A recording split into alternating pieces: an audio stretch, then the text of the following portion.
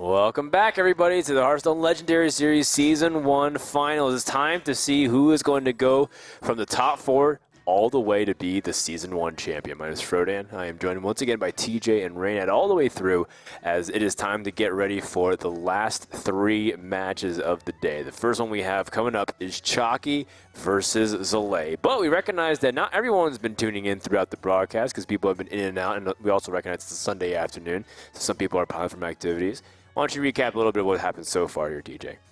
Yeah, of course. In Group A earlier today, we actually saw Savige take on Max, and he went on 3-1, but then ended up losing to Soundstorm 3-2. So both those players been through a lot so far this tournament. And then in Group B, we saw Chakki take on Waifu 3-1, and in the quickest series we've seen so far, Chakki took down Pinpingho, and we actually saw Chakki win on turn 5 with his Hunter in that best-of-5 series. Yeah, pretty wild stuff. And as a result, we set up 2 semifinals. Zalae versus Chakki, and all North American finals versus and Darkwonix versus Silent Storm. And, well, the Taiwanese players are out, but I think they had a great showing in the end. Does the top 4 surprise us at all, Raynad? No, I mean, if you told me any combination of 4 players from this event were top 4, I'd believe you. They're all really good, and, yeah, I think we'll have some great games. Yeah, absolutely. So we go into the first match, Chakki versus Zalae, and then we'll have the second semifinal, and then we'll go straight to the finals. Remember that there's more money to be won, of course. Right now, they're guaranteed $2,000 each. Winning this match guarantees you $4,000, but ultimately, being the champion gets you a seed directly to Intel Extreme Masters Katowice happening next March for $30,000. So there's a lot of the BlizzCon World Championship points ready to be distributed out at these tournaments. First player of the series is Chakki, who's coming off a hot streak, and I think momentum's a very real thing that you want to carry over from the previous series.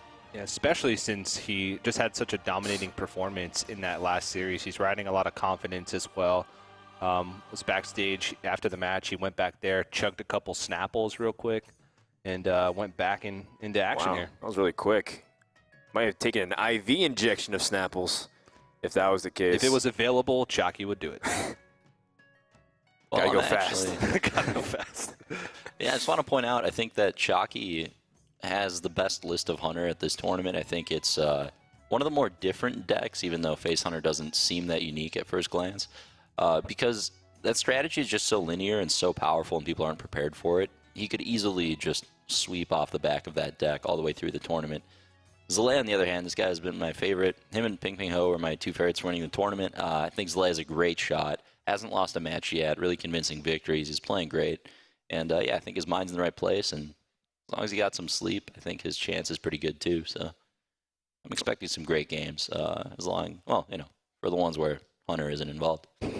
Well, we'll see how the game's in the panel. But before that, we want to get to know Zalae a little bit closer. And we have this piece explaining just that. My name is Paul Nemeth. My username is Zalae, and I play for Noble Esports.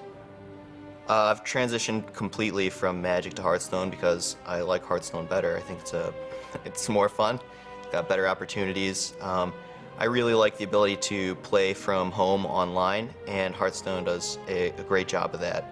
It's very accessible, so I'm not splitting my time. I'm just playing Hearthstone these days. Hearthstone is more fun because I get to make more real decisions in every game. When I play Magic, it feels more autopilot. In Hearthstone, I really have to think things through more. Maybe that's because I spent more time playing Magic than I have Hearthstone so far, but I'm really enjoying Hearthstone. I'm not sure what my biggest strength as a player is. I try to be as well-rounded as I can, but I do enjoy experimenting with new things, and sometimes those new things work out. Possibly my favorite deck, the deck that defines me would be Miracle Rogue. I've had some good success with it. I really enjoy playing the deck. Tons of decisions to make. It's good stuff. A lot of fun. The ideal scenario for how everything pans out in this tournament is I crush everybody 3-0, not close, look like a genius playing innovative decks. I don't know if that's what's going to happen, but I'm gonna do my best to make it happen. All right, well, Zalae looks like he's crushing the competition so far. Sure, you may have dropped one game so far in this tournament, so I guess his ideal scenario hasn't panned out exactly the way he said it, but it's pretty damn close. Only dropping one game this entire tournament. If you can keep it up in 3-0 Chakki, he'll be sitting pretty going to the finals. He's lost one Hearthstone game, but as Dan found out the hard way, he has not lost any ping pong matches. Sorry, buddy. Yeah. Let's not talk about that. Let's focus on more positive things like, you know, Cardstone. Let's take a look at the classes lineup. The Mage versus the Hunter to start things off. That'll be fireworks right off the bat. Mage versus the Face Hunter, two very aggressive decks. We have the Warrior versus the Freeze Mage. One matchup Chakki once again wanted to dodge. And Rogue versus Druid to end the first 3 games.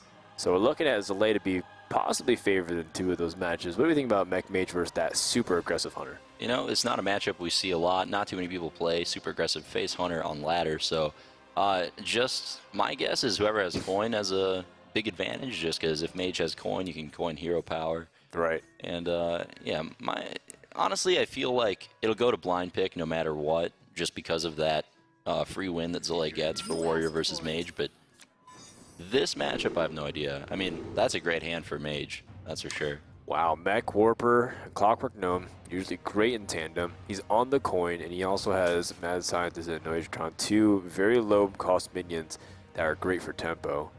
I'd keep all of it. Yeah. Turn 1 Mech Warper Gnome, turn 2 Scientist, and a Noitron you just want to keep against the Wolf deck with Wolf Riders. So. Right. Noitron is one of the best cards against Face Hunter. Just because sometimes it'll, a Noitron, which is weird, will trade 2 for 1 in this matchup. Which is really weird to think that a Noitron would trade 2 for 1, but it happens because everything in this deck, or most of the things in this deck, have 1 health. And the tough decision when playing that card is, you really want to save it as long as possible, because if you play it like the turn before they kill you with a charge minion, it's acting kind of like a Lotheb, and it's giving you that extra turn to win the race. Whereas if you play it earlier, like you mentioned, you get a 2 for 1, so that has its own benefit. But it is the only taunt minion in Mage. He has to be pretty careful with when he plays it. Keeping Abusive Sergeant just to guarantee a turn 1 play. Don't see that a lot, but yeah. Owl's actually not bad here. Owl's, most of the time, it's just a fine 2-drop in this matchup. A lot of times they'll coin a Mad Scientist or something like that.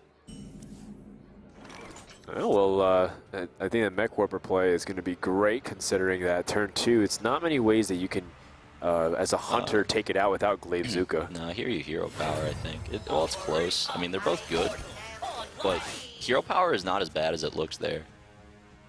You essentially play the Warper next turn. The reason he's doing it this way, I think, is to play around Eaglehorn Bow.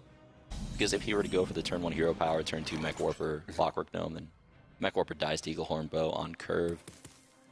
But here, just no Great Owl target. This is pretty much exactly what you want if you're Zalae.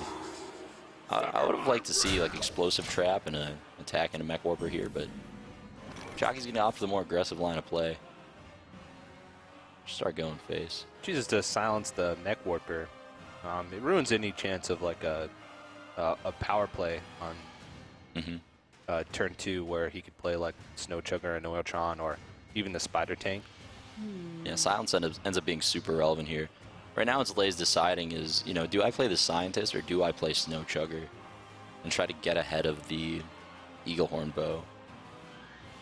Can't fault him for either play. They're both pretty strong. I'd like to see Snow Chugger, Yeah. I think. I think I agree with Snow Chugger because Mirror Entity's pretty good, but I think that the ability to freeze and especially the 3 health, I think is a big deal because either it's going to trade favorably into the creatures that he has on the board, or if he uses Eaglehorn Bow, it's going to make it so the charge the next turn is going to be delayed. Yeah, Noitron's a great play too. This one issue with playing Snow Chugger is if he does have Eaglehorn Bow, he still gets to kill 2 minions, even if the freeze delays the second attack by a turn. Having both explosive traps in your hand. Definitely not too bad here. It's pretty strong, actually, I would say. Yeah. One of the only cards that's keeping him in the game, actually. So I think we're just going to see that trap get procced and a Spider Tank follow up. There's no way to really play around it, huh? Like, Mech Mage doesn't really have the ability to that's buff true. too many things on board without the spare parts.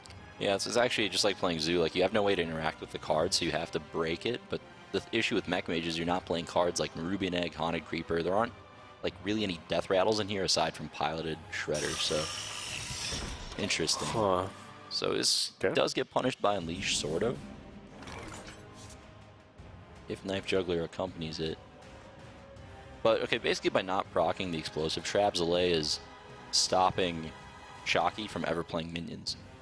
But that Knife Juggler draw is actually really good because that lets him now draw and Unleash the Hounds to completely blow this play out. So Zalae is kind of taking a risk here, assuming that Chakki doesn't have that 2-card combo on turn 5. But it's pretty unlikely, and it's a fair play to make. Wow. Kill command to preemptively get ahead of the damage again, forcing the AoE down. And so it's so interesting considering how so many of these minions are really weak. The only minion that will survive the explosive trap is the Snow Chugger. Mm-hmm. That's the first time I've seen Chakki target a minion with this deck. I mean, when desperate times calls for desperate measures. You don't call him Big Sock Chalk for nothing. I'm I afraid hope to they ask. don't call him that at all. Well, you said it right before. You can't really interact with these cards, so eventually, outside of like a time rewinder, these cards will die. So you might as well just get ahead of it. And He's just going to bite the pillow. There we go. Mad Scientist, Snow Chugger. That's going to be the play here for sure. Snow Chugger locking out Glaive Zuka, Eaglehorn Bow. It's a lot of free damage that Chakki needs to win the game. So it's important to develop that as soon as possible. You don't. It's not usually great to play 2 Scientists either as the Mage deck. You usually only play the 1 Secret, just the Mirror Entity. You don't really want like 2 Scientists out at the same time. Because then it doesn't draw and fish it out. Not to mention that stats aren't even that great compared to Snow Chugger. That extra health is pretty important. And you already have so many plays, good plays that you can make on early turns that you could end up just clogging your hand with things that you'd want to play even more. That armor plating is a pretty big deal. It's going to protect his Scientist from the... Yeah. That's a huffer.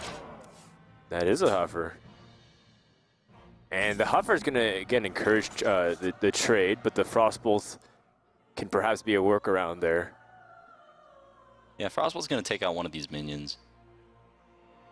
That Juggle, actually pretty good for Chakki here. If it didn't hit the Snow Chugger, armor plating could pick off the Knife Juggler for free. Oh, we're definitely going to see the trade into there. I guess you Frostbolt. Still think, yeah, the Frostbolt because of how much damage the Knife Juggler represents. Alright, Mage is kind of out of resources. This doesn't happen very often. The curve goes kind of high in Mech Mage, so you usually don't run out of threats. He's going to need some... Zalae's going to need some high-impact draws, though, to just not run out of steam at this point. Well, the Mad Scientist, I mean, you said itself, only explosive traps are usually in this deck. It's rare to see freezing, right? Or anything else with it. Yeah, you always see the first 2 explosives in the Face Hunter deck, and sometimes 1 freezing, but rarely. So I guess just Worgen explosive hero power is the play. Yeah. He has to play that explosive because if not, then he's just going to continue to be permanently frozen by the Snow Chugger, and even if he just does draw into an Eaglehorn Bow or Glaive Zuka, which we did see earlier, it's just going to be useless. Like, you usually don't want to draw your explosive traps as the Hunter, but here it's just so good. Like, it's really the only thing keeping Chakki alive after losing board control so early. Clogged up his hand, but it ends up working out for him. Yeah, Chakki held on to his cards. The Worgen Infiltrator's a deliberate play around Goblin Blast Mage, so that way it doesn't get picked off easily by the random spray that happens. And he's trying to figure out if that's what it is, and he knows his opponent has 1 spare part as well. So what minion do you keep alive here? I personally like keeping the Snow Chugger alive. Snow Chugger. But at the same time, I can recognize how much damage you want to keep generating with the Cogmaster if you feel like racing. But If you keep the Scientist alive, you might be able to get double Mirror Entity triggers too, which is kind of interesting. it's also true. But I guess Mirror Entity on 2/1s isn't that important. Yeah, you're probably right about Snow Chugger. It feels like because what are you afraid of some of the things that he can get off the top of his deck? Wow. Like his weapons, right? No, he's going to keep the Scientist alive. I think you're right, though. I think Snow Chugger might have been a bit better. Well, I guess it depends on how the draws pan out. Yeah. Oh, Yeah. He's going to regret his decision now, but I mean, we'll see. I mean, the Eagle Horn bow is a lot of damage, but at the same time, there's going to be 6 repetitive damage coming in from Mage, too. Yeah, I think the line of thought here is that if Chakki plays minions, then his mirror entities are kind of going to give the Mage deck continued pressure. Right. Whereas if Chakki only plays weapons, which the Snow Trigger would have been good against, then that's not really going to be enough to win the game on its own. Right, he needs minions as well as weapons to kind of push out the final bits of damage. Right, and having that Scientist alive means that the first 2 minions Chakki plays get copied. But yeah, you can kind of ignore Mirror Entity. I mean, you're playing Wolf Riders. Eventually, you draw those and just play minions the turn you kill him. Can you ignore it, though? That's Whoa. pretty good. that is fantastic draw. Because that just sort of puts a wrench in Chakki's plans. Turn 7, Noirtron. Because now he has to play creatures in order to get past this Noirtron, unless he draws into another weapon. And that's just going to allow Zalae to just answer whatever he puts out. I mean, it's exactly how Reynat said at the beginning of the games. A Noirtron does have its use early on, of course, maybe on 2-for-1 against early weak minions. But the late game, it stops the Wolf Riders, it stops the Arcane Golems. And without that damage, like, how is he going to end this game? It's so interesting to watch a game against two decks that are so aggressive. Both players ran out of resources so quickly. They have so little to work with that, you know, you're excited to draw a turn 7 2-drop. Yeah. You're basically top decking for like half the game towards the end. I mean, Chakki's going to have 2 turns, effectively, anyways. Now that Mirror Entity's been already committed to the board. We'll see if he does play a third secret. It's not completely out of the question. Huh, well, the Snow Chugger, it's okay if his opponent's going to be holding onto the bow, but what essentially it does, it forces Chakki to, one, either deal with the Snow Chugger or has to commit with the weapon attack next turn. And if it's going to be directly toward the Noirtron, it won't be to the face, so not a bad draw at all for Zalae. Although, of course, you'd rather have like Fireball or something like that to end the game. Now, so he's going to attack before giving the potential secret. Right. And looks like there isn't one. Yeah, it didn't seem like it. No. It felt like it was an empty sound. There's a small cha-ching at the end of the secret when one is pulled Oh, okay. that I did not hear with my Oh, trained dear. ears. Unleash the hounds. Well, that was the best draw Chakki could have gotten, I think, but is it enough? I think is that an exact lethal? Yeah, because the extra mirror entity, right? Yeah, it gives you one more dog. Oh my goodness. Wow. Oh, PJ Soul. He's even got one. Oh, he's got 1 extra damage. Does he? Wow, that's so He does. good. Wow. That's crazy. What an insane end. That top deck was the exact card he needed to end the game. was And a- Chakki wraps up game number 1 with an early series lead. That was a really good game. I like that. Yeah, we weren't sure how that would go, and it seemed kind of back and forth, right? I mean, I could see either player winning that Yeah. matchup. No, there's a lot of small decisions too. Like in the very beginning of the game, you can remember Chakki just like attacked the face a couple of times when it's like clearly he could have went for a more board control centric play so that his minions get more damage in. But like that's the mileage you have to go from beginning to end as an aggressive player. You have to think about all the damage you put in. And like Zalae, on the other hand, could have also kept the Snow Chugger alive, which probably would have won him the game. Just Right, true. using his spare part in a different minion. Second mirror entity was useless, pretty much. I think that's a pretty big deal, actually. That Snow Chugger play might have been what turned it. And at first glance, I thought that having a clunky hand with double explosive trap was going to be a little bit weird, but that was a big key in his victory, like you said earlier. So really interesting stuff. Pretty wild, and I think Chakki's going to need that because the next 2 matches are not looking that good Oh, jeez. for Chakki. He's got Freeze Mage versus Warrior. Yeah. And then the Druid versus Rogue still could go Druid's way, but Rogue has been dominant for a reason. Can he keep it up? Well, this match, it's going to take a while, too, because Freeze Mage, even though it's a very, very, very bad match, probably one of the worst in Hearthstone, it's still one of those things where it takes a while to die. Yeah, to go through the motions. Yeah. Well, Zalae's a pretty competent player, and I think that in order for Freeze Mage to win that matchup, some mistakes have to be made from the Warrior side. And so. super unlucky. It's like a combination of mistakes plus unlucky. Yeah. I play a lot of Control Warrior, and whenever I play against Freeze Mage, after the game, I always feel like I need to like wash my hands. Why? Or take a little break. Just feel so dirty. It's not really dirty. It's more like what Freeze Mage brings upon themselves, because they realize how dominant they are in other matchups. Freeze Mage is so good at shutting down aggressive strategies that it's just one of the most polarizing decks out there. And one of the things that makes this matchup even harder for Chakki is the fact that he kind of removed some of the card draw from his deck. We haven't seen Loot Hoarders yet. This is how he's fitting cards like Cone of Gold into his deck, Antique Healbot. He's not really playing as much card draw as some lists do. So, after this Arcane Intellect, if that doesn't chain into a second one, or maybe an Acolyte of Pain, he's going to be in a situation where his hand is just burn spells and AoE, and it's not really going to accomplish much against Warrior. Well, at least he has the coin, so if you can hold on to that as long as possible and convert that into a fireball with an extra ice lamp even included, then I mean it's like a small bump in percentage, and there's a little bit of hope. It's a small amount of hope. But Yeah, but it's there. anything you could get in this matchup already, like even if you bump it up by like 5%, that's already like a 50% bump from your win percentage Seriously. usually.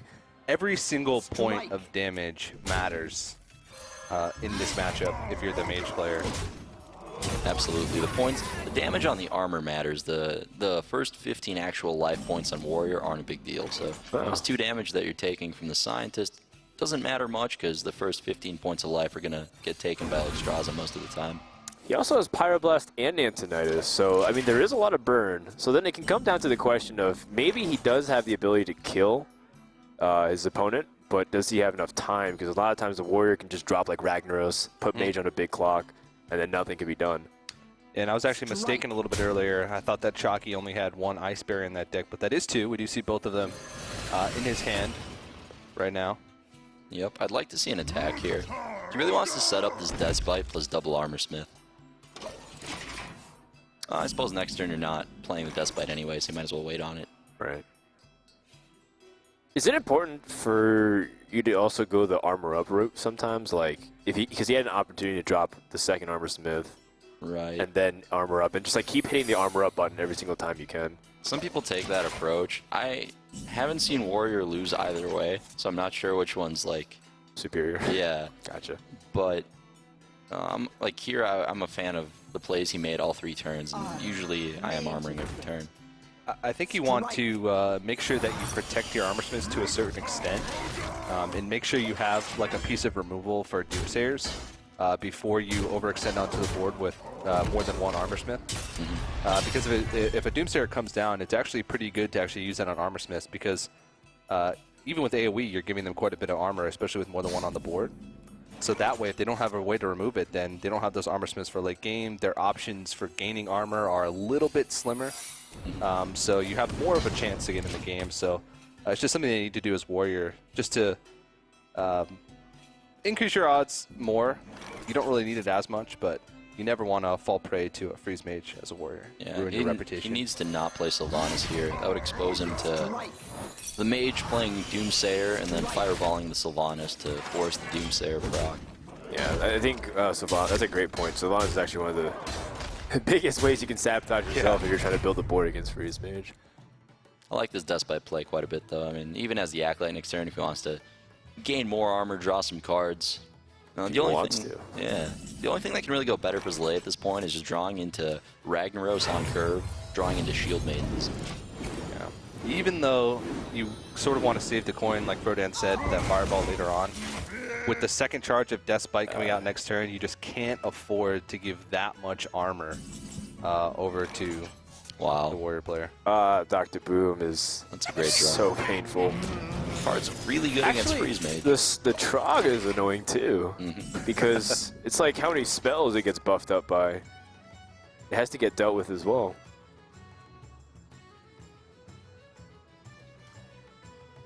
I feel like we've seen the Trog like 5 times today. It's been I've seen some people lot. put him in a Druid, just like the actual minion. Yeah. what's the purpose? Well, the attack for 2, I think. It's like River Crocolisk without the Beast synergy. I don't know. To do the 16 other damage needed for the combo. It has a pretty good attack sound, right? It's Trog No Stupid. Is that, or is that the 4-drop one? Yeah. I think the 2/3 just makes a bunch of noise. Okay, it's like a Murloc pretty much. But Yeah. No, I Murloc think that was with when he Tinker. gets summoned when he says that. Oh, Oh, really? Yeah, Okay. Trog no stupid. yeah.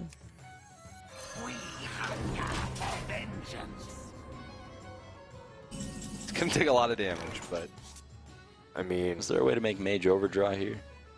Yep. 1, 2, 3, 4, 5, 6, 7. 7 plus 3 cards would be 10. Yeah. I mean, do you want? Is making him overdraw that big of a deal though? Well, if you burn Antonidas or Alex, they lose the game on the spot. If That's you true. remove a burn spell, they probably lose the game on the spot. I don't like Frostbolt or Ice Lance are the important ones to burn. Fireballs you have theoretically infinite of. True. If you make him burn a second acolyte though, Yeah. not a big deal. there's so many core cards in Freeze Mage. Like every card has a purpose in the deck, so even burning the ones that don't matter quite as much, especially where in this matchup just seems pretty good. And I mean, what is he actually sacrificing for making him overdraw? He's just giving him more cards, which could be a problem. I mean, he's getting the Blood Mage draw anyway. He's getting at least one Acolyte draw anyway. I would do it. Well, I mean, one of these bombs might hit it, but Yeah, he's banking on, well, either drawing that or having his Boombot hit the Acolyte. you can also cool Taskmaster. 4 damage, so it will be overdrawing. 4 damage? That was an 8 damage Boombot. What do we burn? Nova. Frost Nova. It was one card away from actually burning Alexstrasza, so that could have been bad. Frost Nova, not so much. Still a good card, but he's got other ways to freeze. Yeah, not the worst thing in the world, considering that he has Freeze and Doomsayer. But the Doomsayer will get dealt with. And the question becomes, can he survive long enough? I mean, he might just die next turn. Or not die, but get his ice block popped. Yeah, a lot of decisions here for Chakki. I mean, he's got a lot of mana to work with, 10 cards. There's a couple ways you can try to handle this. Fireballing the Dr. Boom does take most of the damage off the table. That might be the way to go. Tough to really say. Yeah. Fireballing, though, what's your follow-up play? You can't Arcane Intellect. I mean, this is the turn 2 Doomsayer if there was one, right? Because it sets Yeah. up for turn 9 Alex. But there's so many ways where you can deal with it easily. Because they can shield slam it, they can execute it.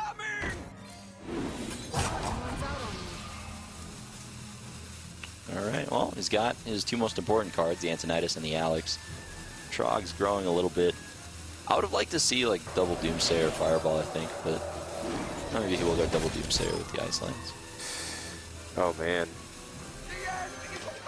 Well, they are both going to die, but it does still soak up a good amount of damage. I mean, do you care about dying versus just popping the ice block? That's a good question. I mean, you pop the Ice Block, everything dies, then he plays Alexstrasza on himself. Is that a situation you want to be in? You have execute to follow it up. Yeah. And Or a big, BGH. oh, actually a big game winner. Yeah, BGH. I mean, I guess it doesn't matter too much at this stage. Well, for Antonidas, you'd want to save the execute for, so. Yeah, that's a good point. So the Doomsayers are gone, and so is the ice block. Well, he gets the second one, but I mean, how much is it actually going to do? He gives himself another turn to draw into stuff, but if he plays Ice Block this turn, then and like Antique Healbot, I think he would Alexstrasza himself. Alexstrasza first. But if you Because you're out of Alexstrasza- range of Gromosh, unless he has cool Taskmaster. What to do? Yeah, which he does. I mean, Gromosh top deck is lethal for Zalae. Right. If Chakki goes for that Alexstrasza play right now. I feel like you kind of have to take the risk, though. But using Alexstrasza is basically just saying that I'm not going to win, but at least I'm going to live for a little while longer. The Antique Healbot plus the ice block, because I feel like the next turn, well, first of all, you're going to have to eventually get Alexstrasza out. You're going to eventually have to get Antonidas out, because the next turn would be Antonidas plus the ice block. Alright, well, Fireball, we get one of that out of the way. also makes sense. So he's taking a gamble that Gromosh won't be the next card. Frothing Berserker. Oh, There it is. Card's pretty decent against Mage, honestly. I mean, it is a minion which they can interact with, but it does just give you some early pressure if you play it on curve.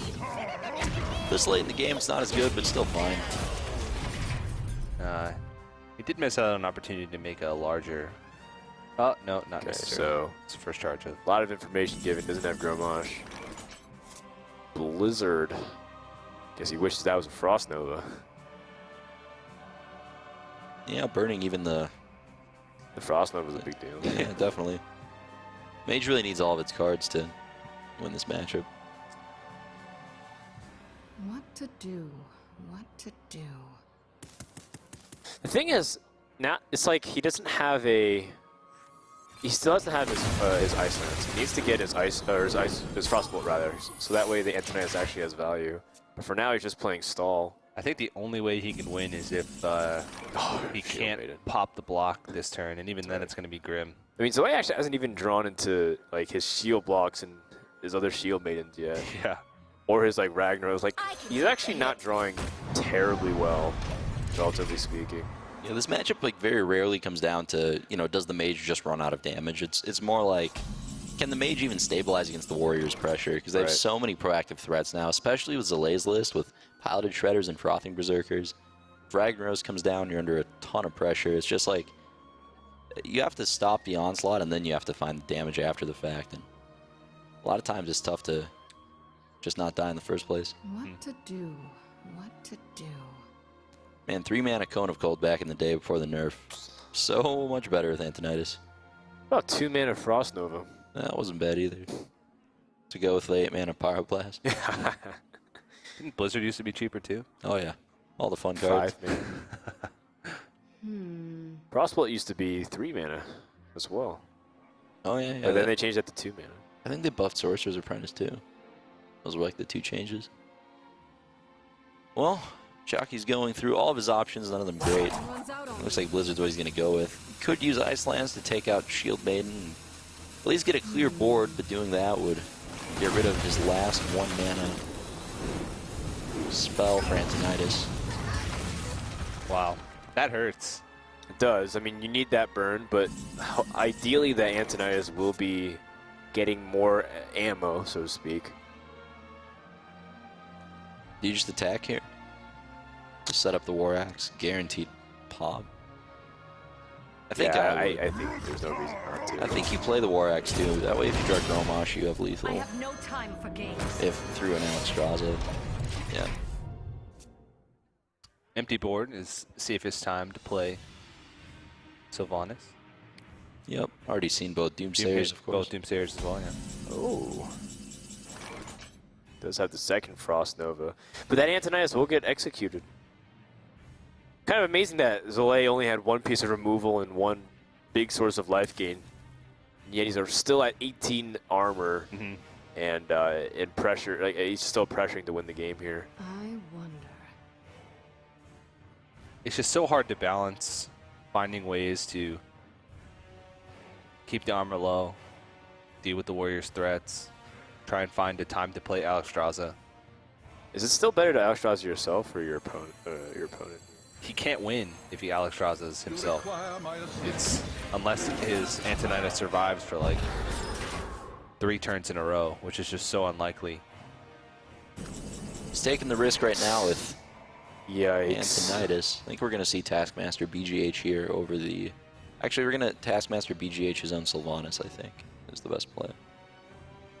Which is a pretty cheeky play, but it's pretty cool. You get Antonidas. Start going off. Yep, that's pretty cool. I think that'd be really cool, impressive for the sex factor. There we go. Yep. That's what we're all about. If chat doesn't collectively creatgasm over this, I don't know what will. Oh, man. That's pretty much the nail in the coffin right there. Well, the best is to kill a freeze mage with fireballs, right? Unless Chakki kills himself in Honorable Sudoku. That's going to wrap up game number 2, and the series is tied, but we kind of anticipated this from the very beginning with the lineups matching up. And now we're going to game 3 where the real series has begun. Yeah, Chakki has actually won every single game that he's played with Freeze Mage. That wasn't against Warrior, and lost every one So that one was game. against Warrior. No, it was Oh, 2 games. 3. No, he lost his Freak Mage against Dark Wanix when he first matched up. Oh, did he? Yeah.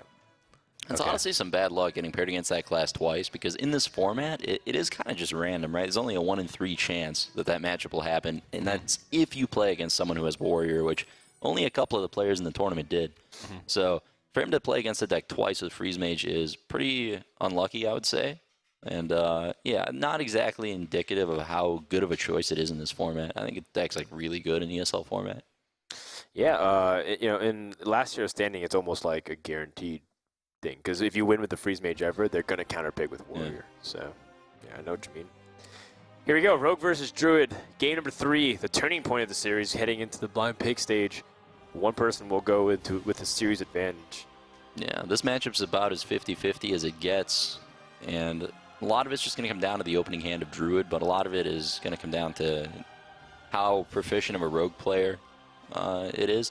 And everyone in this tournament, I'm sure, is pretty experienced with the deck. It's pretty well known at this point. They've had time to practice it. I don't expect to see a lot of mistakes from the Rogue side. So, you know, right off the bat, we just need to pay attention to if Wild Growth is drawn on turn 2.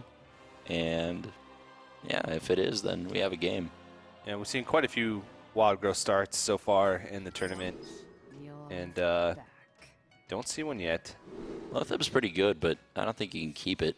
It's not as good against Rogue as it used to be. Where it's like an auto keep against Miracle Rogue. Yeah. Yeah. Do you agree with throwing away preparation against Druid? I've seen players just keep it no matter what, and honestly, I think that's fine. I think keeping prep is fine. I would even consider keeping Eviscerate, just because of how efficient it is at killing 5 drops. Yep. But just mulling aggressively for Violet Teacher and Azure Drake makes a lot of sense as well. Also, 3 drops, you really want to have one of those on time. So I can't fault him for mulling everything here. Yeah, I think preparation is a pretty good keep for the Druids that get like a really fast start with Innervate play. Mm-hmm. But Rogues are pretty great at dealing with that stuff early on outside of it. And it just gives you that extra layer of versatility, I think. Definitely. Even a Sap could do some serious work against a quick Druid of the Claw. Yeah, Sap used to be like the ultimate counter to the, or freezing trap as well, to like the Innervate Yeti or something like that. Yeah. Make him waste a couple cards and a lot of tempo. Well, that hand looks pretty good for Rogue. Huh. That Ragnaros, Chakki's decision to include that definitely improves his Rogue matchup. Rogue has a really tough time with Ragnaros. They're just big minions in general. If without Sap, they don't have an efficient way to remove it other than just casting spells with spell power. No Wild Growth. This makes it doesn't seem like the game is over because it's only turn 2, but this is going to make the entire game a huge uphill battle for Chakki. He's giving the Rogue the initiative. It does curve out pretty nicely. He's a lot of things to do over the next couple turns with the Shade into Keeper, but like he's pretty much tunneled into those things, and no Innervate as well to open up his flexibility. I would have liked to see a Coin SI agent there, as weird as it looks. I just like developing minions against Druid as quickly as possible. Getting a head start. Well, it makes sense given if you're able to develop minions and force them into removal. Otherwise, they have to play minions, but you can trade in very easily and utilize your efficient removal of Rogue. So it's a way for you to get really far ahead and snowball the board. A Violet Teacher here is a much better play than just throwing down Earthen Ring. Definitely want to develop that as soon as possible. Yeah, there's just no inherent value behind putting down that Farseer. It's really nothing. You definitely have to make this Keeper play here. You just can't let Violet Teacher live, especially with Ragnaros in hand. Every one of those little apprentices is going to be pretty annoying if they can't be dealt with a swipe. Well, I'd like to see Deadly Poison SI, I think. You really want to play Violet Teacher, but it just doesn't deal with the Keeper of the Grove, so... You use the weapon charge too over the backstab because Azure Drake, you have spell power there. You also have the availability of Violet Teacher in case you need to do that as well. Yeah, exactly. Backstab Azure Drake is just so powerful on turn 5. Yeah, actually you would kill off the Druid of the Claw. Anything that has 6 health that can be targeted, you have free reign to do it. This is really aggressive. All right, just wants to get teacher down as soon as possible. Recognizes the fact that, you know, if he doesn't play it here, it might just be stuck in Zalae's hand for a long time. This is tough. You don't want to leave that Violet teacher up, but I mean, he does have swipes to deal with like the tokens. Right. Well, he has swipes, but he also doesn't have a play for next turn. So if he puts it out this Druid of the Claw, next turn he has the swipe and the hero power. But then it's like, how much damage can this rogue actually do? You know, it's will he regret it? I still think following the curve here seems to be the natural guideline that he should follow. Yeah, even if the rogue like efficiently removes the Druid of the Claw, like it's super clean. You said the swipe hero power on the Violet teacher next turn is a super clean way to clean it, as long as he doesn't like develop anything else. This is so good. You can Drake prep eviscerate and just take out the Druid of the Claw, which might be the way to go.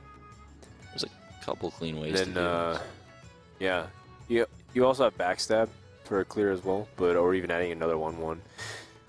The key is that how you have to make sure not to overextend it to swipe, because if you go too far, then like say you swipe wrath, and then you lose everything.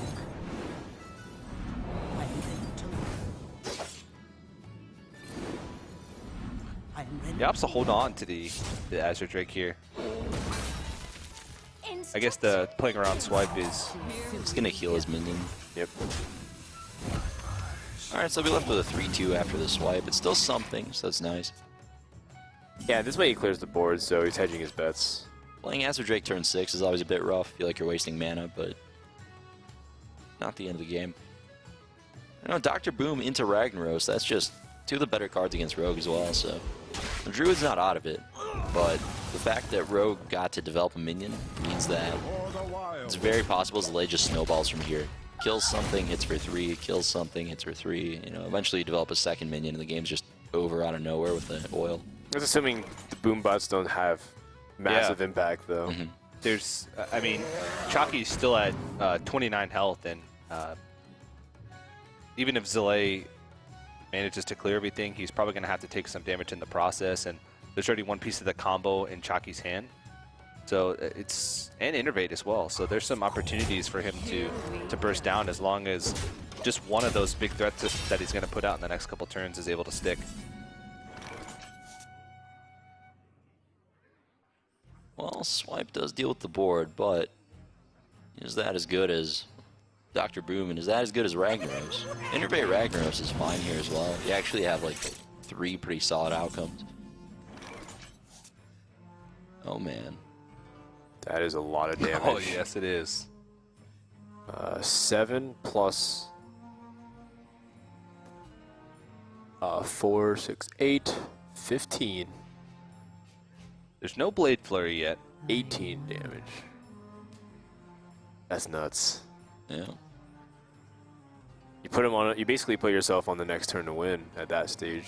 Can you drop die Blade to a Flurry. Savage Roar plus a Plus Druid of the Claw? Well, there's only 8 mana available.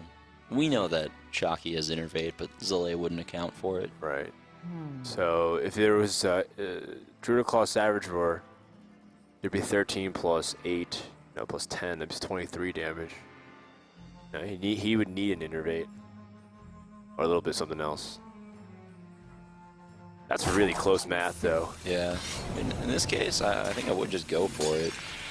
It seems like you're not going to deal with Dr. Boom. You just go face. Yeah, I like this play. Wow. The best feeling in the world is a weapon attack and rocks the board. Yes, it is. Now, I mean, what can he draw? Savage Roar or Force of Nature ends the game right here, right now.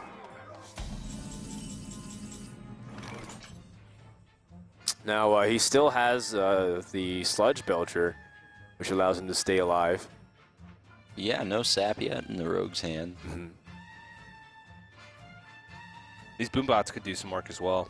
So I guess you'd play the Sludge Belcher and innervate the swipe, and then attack the Farseer. So that way you can get some damage in. And you push out a pretty significant amount. Yeah. Feels like the best use of Innervate too, because I mean, how else are you going to squeeze an Innervate other than an extra point of damage? Still keeping a one Boombot alive as well for the following turn for an extra Savage Roar token. Yep. Zalae's looking to draw a Sap or a Blade Flurry to end the game here. He's got a lot of draws, though. Yeah, that he's got the 2 Blade Flurries and 2 Saps in his deck, I believe, so quite a few outs. See how these boombots, or this one boombot rather, does. If it does pretty good damage, that might be the push that Chakki needs for the following turn. Either way, I think it's draw lethal or lose at this point. Sure. There's a lot of damage staring back right at him. Sap or Blade What's it going to Flurry. be? I don't think there's a way out. Wow, that's it. The backstab was an empty draw. Well, let's see. Go to 11. Yeah, there is no way out.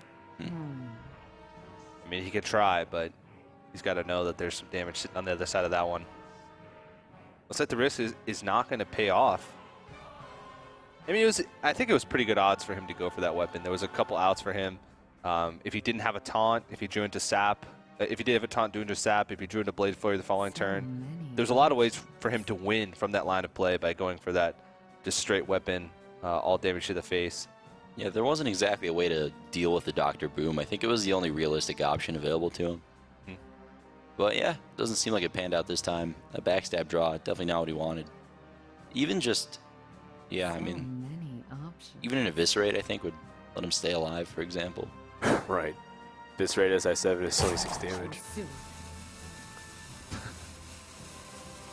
Pretty wild. I think Zalae realizes that the writing's on the wall. There's only one thing left to do. Show that Sludge Belcher who's boss. That's just going to pass it off. Actually, he doesn't know if he's dead yet, for sure. Yeah. Never mind. Yeah, he knows he can't beat Savage Roar by killing the Belchers, so the better play is to just assume your opponent doesn't have Savage Roar. Yeah. Look at that. Nice board clear they end the game. So that wraps up game 3. Chakki goes into game 4 with the series lead. And the blind pick stages is 1 game away from advancing to the grand finals of season 1. Yeah, it's definitely an impressive win. The swipes just pulled a lot of weight. You know, without Wild Growth, it's normally a matchup you see Rogue winning, but Chakki definitely pulled it out there. I think the turning point is turn 4, where Zalae decided to play the most expensive minion he could. Like you said, it's his play style. And I don't think it was quite as good of an option as the SI7 agent in that spot, but yeah, congrats to Chakki. I guess it's time for blind pick. Yeah. Dana and I were actually talking at the beginning of the Legendary Series when Zalae first appeared, and we were saying that Zalae has a weird way of winning. The games that he won, we were kind of wondering along the way, like what his decision-making was like. And we had him on the couch yesterday, and he was speaking about it. And like he has the mentality of play the biggest creature first. Yeah, it's a very like Magic player mentality. Yeah, mana efficiency, right? Yeah, what it is. Because as soon as, in that game, a lot of the times you just play the most powerful thing you can every turn. You kind of build your deck to do that every single game. And, you know, a deck like Druid, for example, is super intuitive for Magic players to take on. Whoa. And I think Chakki got the bad end of this matchup. Well, you say that, but if no Armor Smith is drawn, it's very possible for Warrior to get wrecked. That's true. Warrior finds a way. It's true. Like, it's not really playing Whirlwind anymore. It's not playing Cleave. You don't gain a lot from Fiery War axing Leper Gnomes. So Taskmaster and Armor Smith are going to be the most important opening hand cards here for the Warrior. And if Zalae doesn't see them, Chakki could easily just have another, you know, turn 6 win. Well, if you look at the lineup, I think Chakki Hunter was one of his better choices because it's, especially his Hunter, because it's good against Mech Mage. It's good against Rogue as well, especially the Face Hunter. And it's also his most comfortable deck, and the deck that I know that he leans towards the most. We talked earlier about the styles of these players when they get into the blind pick phase, if they just try and go with the deck they think is going to give them the best chance, or the deck that they're just most comfortable with. Yeah, for Zalae here, the only question is, do I keep this Frothing Berserker? The other two you definitely put back. And I think you do. Yeah. There's not a whole lot you're going to be doing turn 3 otherwise, and yeah, seems like a fine keep. Nice to put some pressure on the Hunter, too. Lots of things are going to be trading off. Lots of damage is going to be Right. exchanged. It survives Explosive Trap. It's one of those things where maybe the hunter feels obligated to trade into it, right? Just because of how much it can do back at the hunter. In the meantime, the animal companion on turn 3 can be pretty crucial, especially if it's a huffer that ends up pushing out damage, or when it's a huffer. Yeah, there you go. Yep. Very great. Corrected myself. Very good card against a warrior. A lot of times the only efficient way to deal with it is with like a Despite, so even in that case you're getting some damage out of it. Yeah. Oh, that's like the best draw Chakki could have had. Maybe Mad Scientist was slightly better, but Haunted Creeper really tough to deal with for warrior. I find myself a lot of times in the hunter matchup on like turn 3, if I'm dealing with a huffer, having to like just armor up shield slam just to be able to remove it and not take too much damage, which is just completely just stopping your momentum. And that's one of the best exchanges you can do with it too. Yeah, yeah. Where you have the drain life, but it's like if you don't, it's yeah.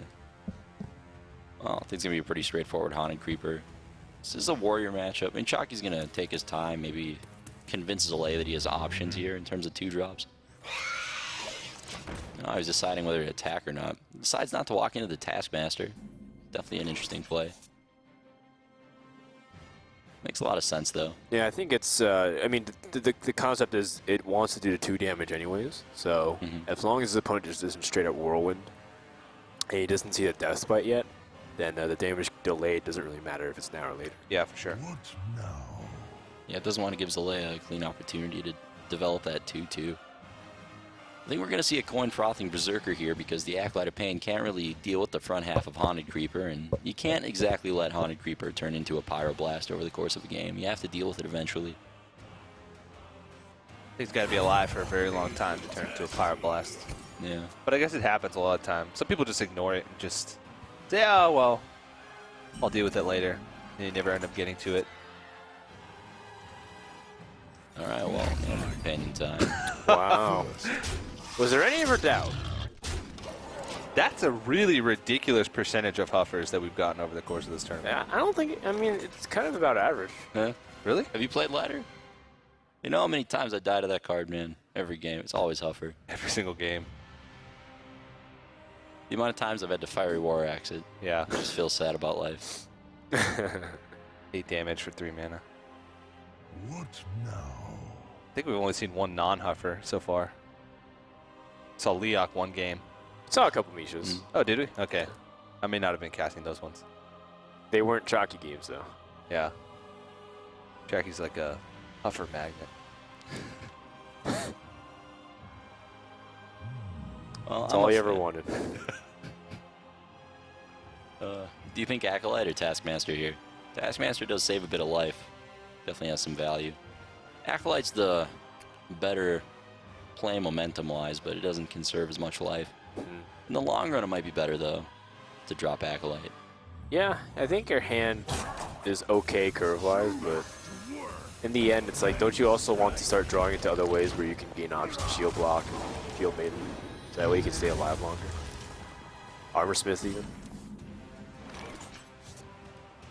Alright, well, it's 5 damage this turn, so... Whoa! Well, luckily we have Blizzard developers in the building. We'll alert them to the bug. That's right.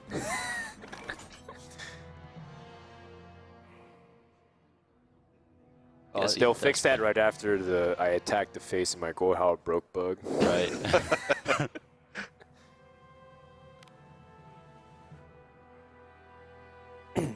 Bisha can become problematic too. I mean, it's still damage that you have to deal with, and has to take the 4 damage from the Despite, but it's going to be pretty good since Haunted Creeper was played first.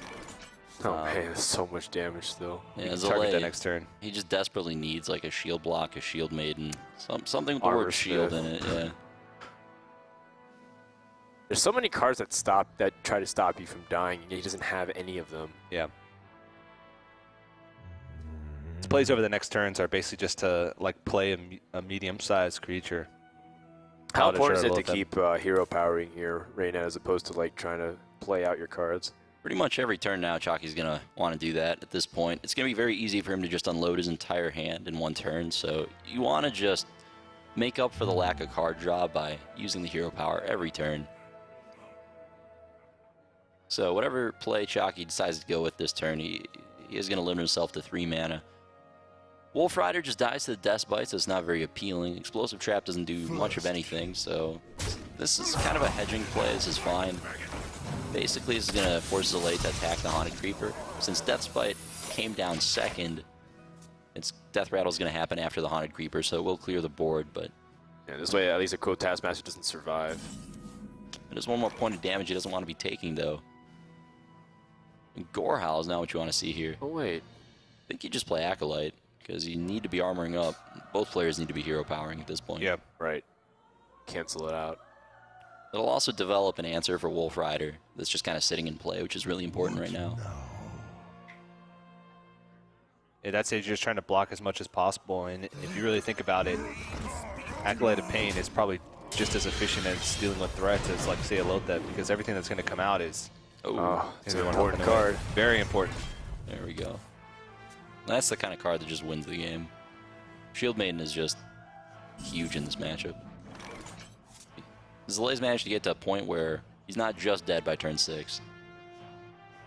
And now, Chakki's in this awkward spot where I guess he just has to keep hero powering and just play Knife Juggler. No, Yeah, I think dropping the Jugglers is his best bet. just hold off on Wolf Rider.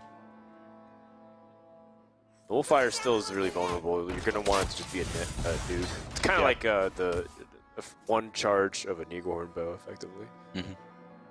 This could also end up giving Zalae a card as well. If the juggle hits the...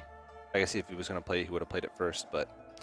Zalae's hand's pretty terrible. Like, Shield Maiden's important, but he has no way to deal with Knife Juggler. It's a good point. So do you suicide the Acolyte to look for something? Do you leave it in play so you have an answer for a 2-1? Huh? Well, there's still Explosive Trap here. He's going to opt to proc the Explosive Trap Before the weapon comes out. Armor Smith. Too little, too late. You need that early to punish Haunted Creeper and Leper Gnomes. Well, you still have Shield Maiden, which is a reasonable play. Considering that you would go up to 15, and then you can put out Armor Smith next turn. Right now, what Zalae is thinking is that there's no one card that kills him, so he's thinking of 2-card combinations and how likely they are. Because if he can survive a 2-card, like most 2-card combinations, he would have preferred to play like a Shredder and an Armor Smith. Just get that down before the Shield Maiden. Besides, there's just a few too many cards that wreck him. Juggles to the face, or to the Shield Maiden. Yeah, I don't think that's what he wanted.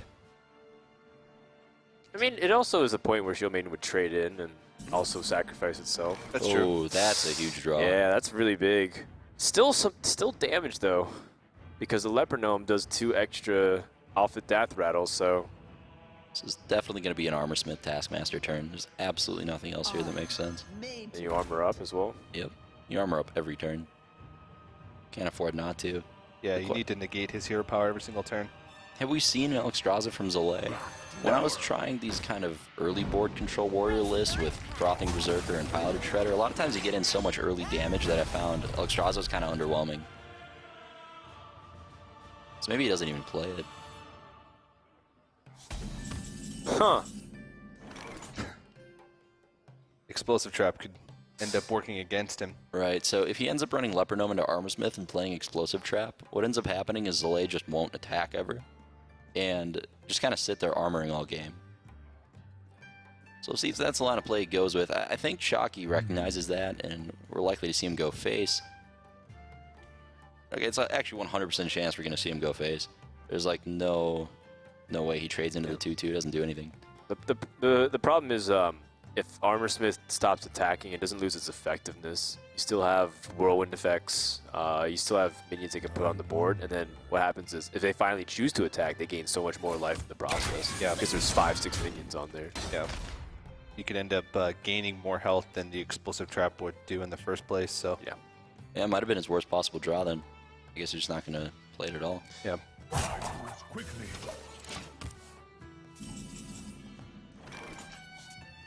Well, Zalae picks up Execute. Not really useful here. But maybe this is an opportunity for him to start slowly climbing back, especially if he has an opportunity to shut down spells, you know, with Lotheb. Yeah. Dr. Boom is quite a bit of a liability here because of the possibility of Unleash. Also very true. Kill Command Beast would kill him, so he might want to play Lotheb because of that reason. Right. I wouldn't fault him for dropping a Sylvanas either, just to still have Lotheb's effect available to him later. He feels like he can live one more turn. Well, would one more turn win him the game? It would if he drew a shield block, so I suppose playing Lotheb this turn is fine if he's assuming that Chakki's holding on to like a Beast or a Kill Command. I mean, there's not many cards that you'd want to hold on as the aggressive hunter at this stage, right? Mana Yeah. doesn't really matter, so Arcane Golem is perfectly fine. I have no time for 7 health. I mean, it's risky because if it was a Kill Command plus the Beast, that would be game. He is going to go with the expensive drop, though. Pretty consistent of him to go with that line of play. Ooh. Got 5 damage right now. That Unleash is a great draw, even though it doesn't seem great right now, because it's going to allow Kill Command to win him the game now. Right. Yeah, but Lotheb is almost certainly Going to come down. going to yeah. come down this following Right. turn. And that would lock him out. Of Out well, of it would just lock about him everything. out. It would lock him out of it would lock him out of playing just like Unleash and the Kill Command combination. But if he plays Lotheb and another thing, second Armor Smith. That's actually irrelevant right now. Yeah. So If the he plays question if he is- plays Lotheb and second Armor Smith, does he die? Because just Unleash the Hound 0 power is enough to kill him. Yeah. He needs to armor up this turn. Zalae's going to be doing the math on that. He has to expect it. I mean, we haven't seen an Unleash this game yet. Right. So the As far as I correct remember. play is to Lotheb and then just armor up without playing the second Armor Smith. Unless he wants to play no minions this turn, like maybe drop a Gore Howl, there's actually no play that stops him from dying to Glaive Zuka Unleash. Oh, wow. Let none That's also survive. true. So Chakki needs exactly Glaive Zuka to win this game, I think. Now, on the Yeah. other hand, it all comes down to this because he also has Gorehowl in his hand, which would give him lethal onto Chakki next turn. Does that do it? That's Uh, it? no. No, no. No. The low Mana, fat bit. mana. He's wow. Oh, but yeah, the Gore Howl is allow him to One to do it. damage That's it. or 1 mana.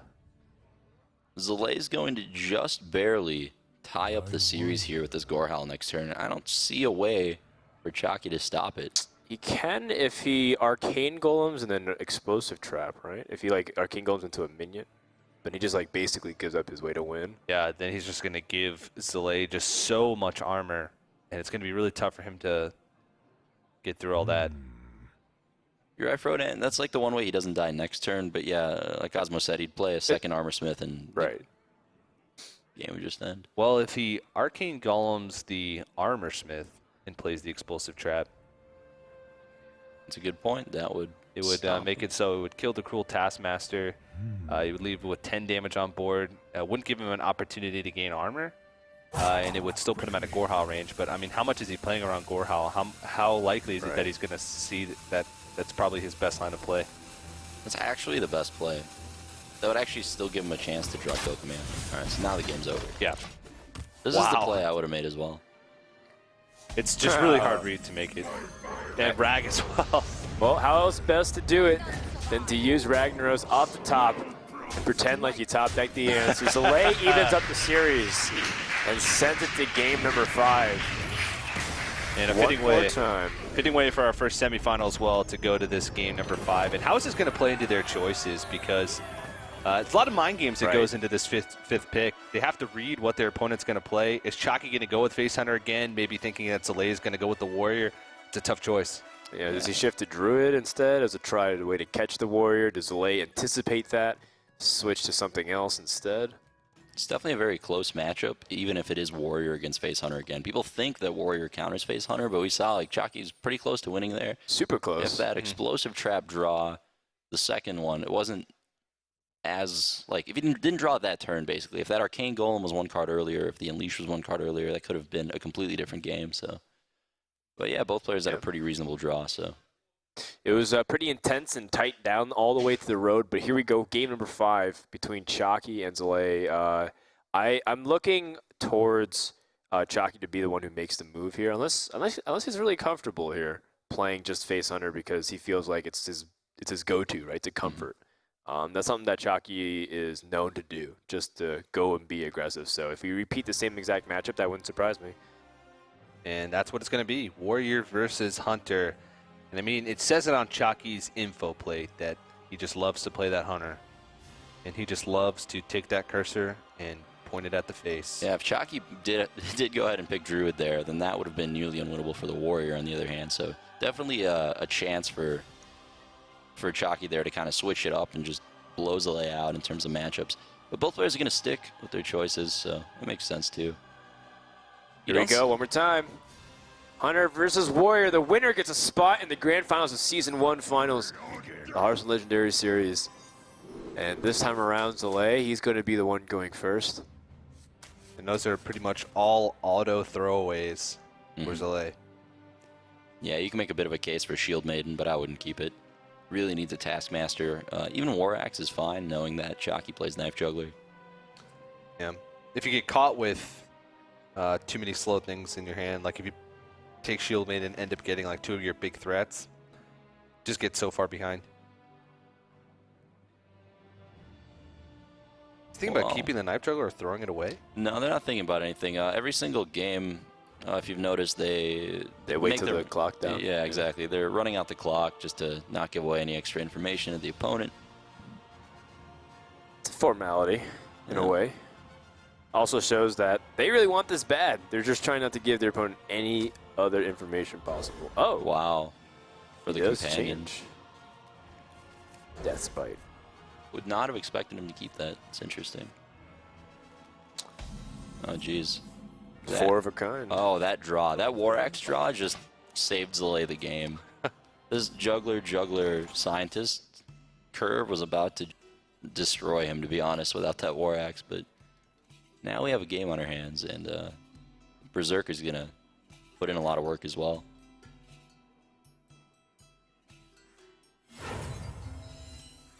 Looks like he is going to opt for the juggler. Yeah, I think the weapon to protect the Frothing Berserker, not to mention keep adding to its damage, is so effective to what this Frothing Berserker can do, and also put pressure because the 4 health is really problematic for Hunter to deal with. This makes it really tough of a turn for Chakki because he basically is just throwing something out to die. Mm-hmm. Well, Mad Scientist dying is not the worst thing considering it activates the trap. And you want to get that out as quick as possible. Berserker's going to start off as a 3-4 out of Eaglehorn bow range. And he knows that it's going to be explosive trap. So if he hits in... I guess it's not really out of Eaglehorn bow range then. Yeah. No. Well, He knows that if he makes that attack, then Zalae is just not going to attack back. So Chakki's debating if he wants to set up that kind of board position. He might even attack face with this, but I think he just... Oh, attacking face is fine as well, because then he would intend to silence the Frothing Berserker to win the race. Yeah, either way, bow seems like the play. Yeah, getting the extra damage in the bow would be really important too. For this deck to get an extra charge off a trap is such a big deal, because every point of damage matters so much. It's like drawing an extra card. He's going to go for the most aggressive line of play. does this telegraph anything to Zalae, knowing that he just went face with the Eaglehorn bow? Thinking that Frothing Berserker is actually going to get pretty big by attacking in, and that's a lot of damage that the Hunter would have to take to clear that off if he did. Yeah, the second he makes the attack with that Berserker, though, he's committed to taking, 5 damage a turn off of bows and hero power. I think the better play is to just not attack. Yeah. This is what we used to do with Warrior back when Face Hunter was very popular. And it's a very tough decision. I don't know if Zalae was playing Hearthstone back then. This was probably 8 months ago. The situation used to come up all the time. But if he did, he should be comfortable with just not attacking here. Yeah, it feels tempting because you have a Frothing Berserker that can start building up damage. You can race him. It's like, oh, if I attack now, I'll do 4 damage, and then he has to do another damage. Like, he has to kill that off too. But there's still no rush in a sense. The nice thing is it would let him Death Bite. So yeah, this is like, I think this is slightly worse than not attacking, but his hand just really wants to. So this isn't the absolute worst. That Ragnaros puts in a lot of damage as well. Despite being active, also is going to kill off all the 2/1s in Chakki's deck that he's aware of. So Yeah. definitely can't fault him for this play. I think we are going to see Owl, though. You don't want to take... You don't want to take whatever damage that's given based off the Death Bite activation Could be on like- the Frothing Berserker. Potential like 11 or 12 damage, depending on what he plays and what Zalae, if Zalae would play any creatures next turn, if he Right. didn't go for the silence. Because the Deathbite activation, the Whirlwind would affect every single creature, so that Frothing Berserker could get pretty huge. And Lothep would come down, just keep the pressure up. Yeah. It's a pretty real possibility that he could be at very low health totals following the next turn, with not many real ways to call himself back in. He's going to opt for the Juggler. So, do you attack the 2/2 or go face? Oh, now well, you the go Whirlwind face. effect off the Death Bite will naturally kill it off anyways. Right, if he missed that Juggle, I think he might have attacked the Berserker. Yeah. Eaglehorn Bow being basically Pyroblast for 3 mana. 9 damage, just insane off of 1 card. Yeah. And he still got a couple more pieces of damage too with the Arcane Golem and the Glaive Zuka. Yeah. Glaive Zuka is just a fantastic card. Super underrated. Like people, For sure. people like play with it a little bit when it first came out, but it's so effective, especially on curve. I think we are going to see this trade-off and just another attack to the face with Despite, followed by Lothep. You just need to keep the pressure up. You need to develop something this turn. That Piloted Shredder draw means that next turn Zalae will be able to keep the pressure up while continuing to armor. Looks like he's going to go for the 4/2 instead. Not as big as Lothep, but I actually think, you know what, this play is better. Because the minion you develop is pretty much as much pressure as the Lothep, but you get an armor, and also you keep a Lothep, which Lothep can stop Hunter from killing you and just let you win the race by a turn, which is a pretty big deal. Yeah, last game he had an opportunity to play Lothep earlier on, but he opted to play the Sylvanas and armor up. And that actually ended up winning him the game eventually, because if he had played that Lothep a turn earlier, there was no chance for Chakki to win. But since he played it a turn later, I mean, he didn't know this, but it ended up being the best course of play by saving the Lothep till he was in a little bit more danger. Definitely. I think we're going to continue seeing face attacks from Chakki. It makes sense considering that he has weapons, another weapon besides his Eaglehorn Bow. So I think he wants to get that in. He's got, let's see, Glaive Zuka's 4 damage, Arcane Golem's 4, it's 2, so it's 10. And he can do 5 this turn. So if he can count backwards from there, he can just start weaving in hero powers. I like this. Well, I would have hero powered instead of playing 2 minions, but this is fine too, I guess. This makes it better because if he only played 1 creature and he traded into it, he wouldn't have anything next turn to buff up the Glaive Zuka with to get value off of it on the turn that he played it. Right. Well, you can like play Worgen and then Glaive Zuka. That's true. And No. oh, he decided. Actually, this makes sense given that he wants to get repetitive damage in with minions. Yeah, Zalae doesn't play a lot of great ways to kill off these little guys, so he's gonna have to Shield Slam Piloted Shredder. It's his only line of play. Those 2/1s are gonna do a lot of work. Especially with the Glaive Zuka behind it. What now? This is where it gets really intense. Both players are 2-2. Right. Somebody's a game away from being eliminated from the tournament or all the way through to the semifinals. That's what aggro players live for, let's be real. Yeah. It's the rush of like the top of the deck. Like that's the only thing you can do to try to end the game. Warrior barely staying alive. And this is what control players have nightmares about. Needing like a couple cards. There's a lot of game. satisfaction in a control player shutting down an aggro player too. Yeah. Especially Warrior, because a lot of times against Hunter, you get to like low totals of health. Right. And then you find one point in the game where you just completely stabilize and just turn the game around. So that's really satisfying as well. That it's so close. Wow.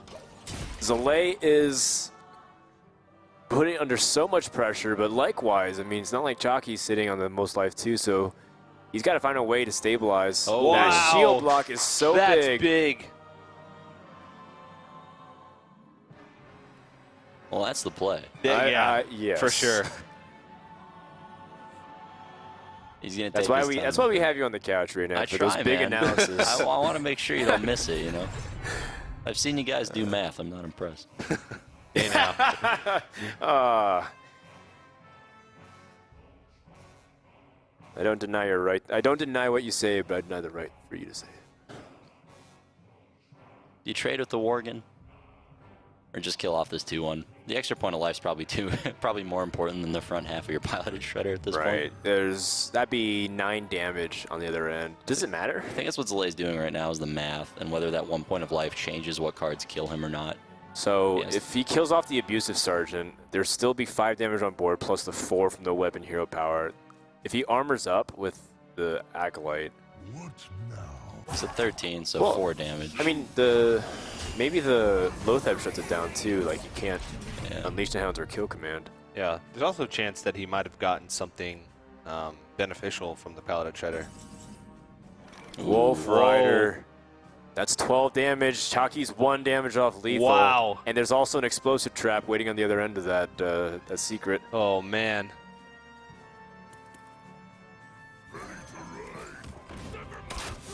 This is intense. It's now or never. I mean, Zalae needs something big, like One Alex health. Straza off the top. Last game, he was 1 damage off lethal as well.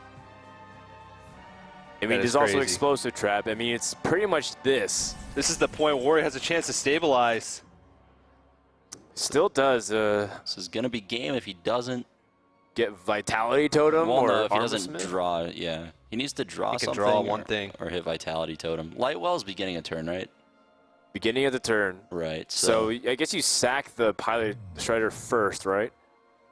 Right. Well, no, I think you do Violet Teacher in case there's a taunt. Or you do Acolyte in case it's a taunt. Or sorry. No, it doesn't matter at all because you're the one getting a taunt. Yeah, I have no idea, man. I think you want to sack it first in case it's Armor Smith. That's a good point. Well, I guess you can draw an Armor Smith too. Oh, jeez. Oh, no. Zalae is down to like a 1 in 60 chance of winning. 1 in 30, 2 of them by. You're right. This Paladin Taunts. Shredder. No! No way! And he doesn't have enough to Ragnaros and armor up either. That's it. Look at Has Chakki's Wolf face. Rider He's just done it? staring, not even blinking at his screen, waiting to see what Zalae is going to break out. So close yet so far, and it comes down to that 1 extra point or 1 extra mana. It would be nuts if he needed the Ragnaros coin flip, but Zalae, he's got a good run. And Chakki is going to go to the grand finals here at the ESL Season 1 Legendary Series. Wow. And you see a fist pump coming out from Chakki as well. It's been a grueling day for him. 3 matches so far. He's been playing since early this morning. What an end to the series. I mean, it looked pretty much like Zalae was almost about to pull it through, but that series was nuts. Yeah, really close games. Yeah. The Hunter deck definitely pulling through.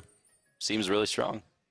It was one of the things where, like, it's just like you said, it was 1 damage both ways, both games. And it was 1 game a Warrior won, 1 game the Face Hunter won. So really tight contested games overall. Pretty exciting stuff. In the end, we have 1 player who's waiting in the finals. It's from USA, all the way from Indiana. It's Chakki from Team Dignitas.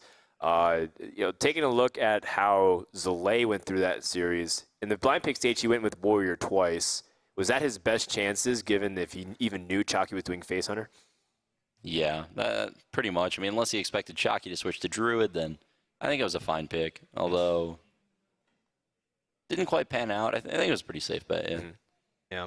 You can't really take anything away from Zalae, though. He was one of the most dominating players that we saw yesterday across the regular season as well. He was one of the players that impressed me the most, being invited back for, I think, 3 weeks, making it all the way through the open bracket. So he's definitely a player to watch looking forward, maybe in the Legendary Series Season 2 or in upcoming tournaments as well. Yeah, well, Jock's the first player in the finals. What do you guys think? Let us know by hashtagging HLS and tweeting at ESL Hearthstone. We're also on Facebook, too, at ESL Hearthstone. You can check that out as well and let us know some of your opinions on what's going on throughout those matches. Really good stuff overall, and we're pretty happy with how things have gone so far.